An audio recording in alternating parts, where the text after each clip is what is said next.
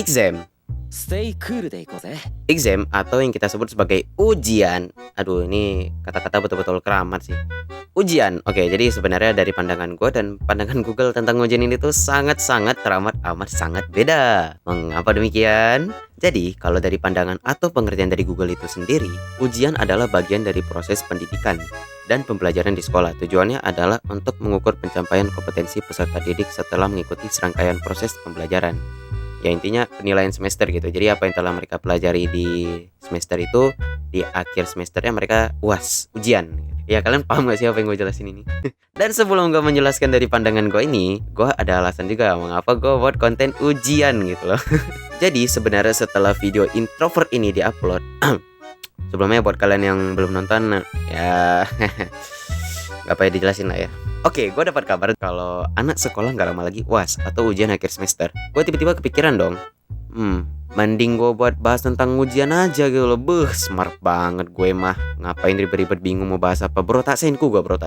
Itu Albert Einstein itu udah diganti kali mukanya sama muka gue di sejarah mungkin. Jadi pandangan gue tentang ujian ini tuh bukan kayak soal ujian lagi, tapi udah soal hidup dan mati gitu. Kenapa gue bilang soal hidup dan mati?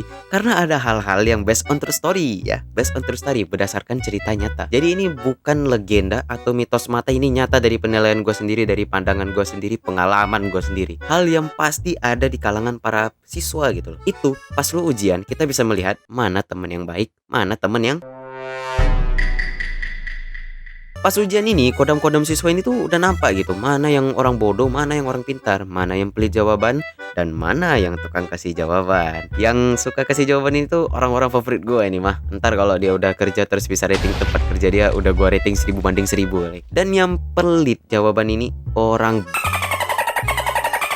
yang ginian ya, kalau dia ada di sekitaran gua atau temenan sama gua kasih terus anim NTR sama set ending. Kalau bisa yang karakternya itu trap gitu.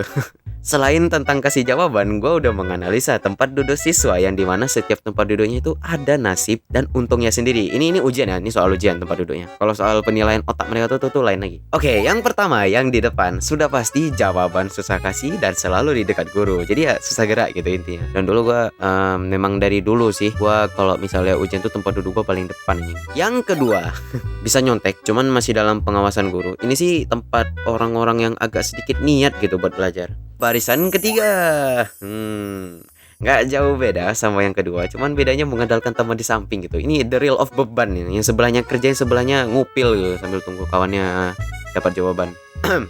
Yang paling belakang atau yang paling terakhir, orang malas belajar, ditandain sama guru terus, nyontek, singkat, padat, jelas. Kan gue pengen bertanya-tanya gitu sama orang yang duduk belakang. Sebenarnya dalam otak mereka itu, apakah mereka serasa seberuntung itu? Apakah mereka kayak serasa gue sehoki ini? Gue bilang lu tuh orang paling sial. Apalagi lu bawa HP atau bawa contekan lu ke belakang tuh, aduh, gue cuma bisa bilang semangat gitu. Oke, itu udah out of topic. Dan BTW di ujian ini tuh juga berpengaruh buat masa depan kita. Karena dengan ujian ini kita bisa menentukan nilai kita, apakah kita ntar naik kelas atau tinggal kelas. Dan ini juga salah satu alasan kenapa gue bilang soal hidup dan mati sih.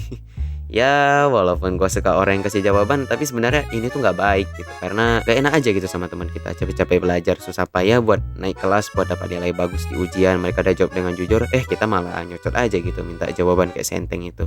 Gue udah kayak bapak-bapak kasih stiker selamat pagi aja ke grup keluarga. Apakah gue udah setua itu dan pindah kerjaan jadi bapak-bapak tukang nasihat gitu? Dan oke, itu bagian di terakhirnya agak-agak sedikit gimana gitu. Jadi gue mau bilang kalau di video ini tuh memang gue ngakui kalau di video ini tuh pendek durasi ya. Padahal gue di video bioskop itu gue udah bilang kedepannya gue bakal membuat video dengan durasi yang panjang. Jadi sebelumnya gue kenapa gue udah berapa video sih, gue minta maaf. Ya 3 ya. Gue minta maaf ya di video ini. Tapi untuk kedepannya gue spoiler dikit, gue bakal membuat video tentang tahun baru. Yaitu gue akan menjelaskan resolusi-resolusi gue dan semacamnya. Karena sebentar lagi udah mau tahun baru gitu loh. Udah mau bulan 1 di tahun 2024. Ya intinya gue cuma mau bilang tunggu aja next videonya. Dan gue minta maaf lagi. Anjir, ini udah berapa video gue minta maaf cuy. Oke lah, bye bye.